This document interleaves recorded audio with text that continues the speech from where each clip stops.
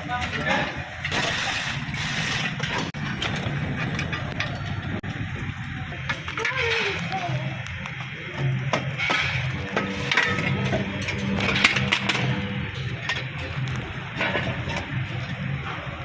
o.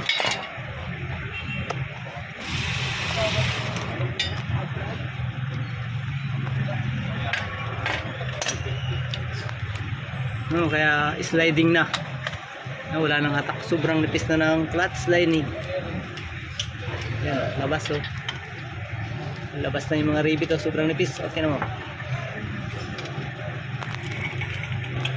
Tinama na yung pressure plate. Sliding tapos wala nang hatak. Ito yung problema, yung lining. Sunog na sunog yung kanyang flywheel. Toyota Innova na 2GD engine.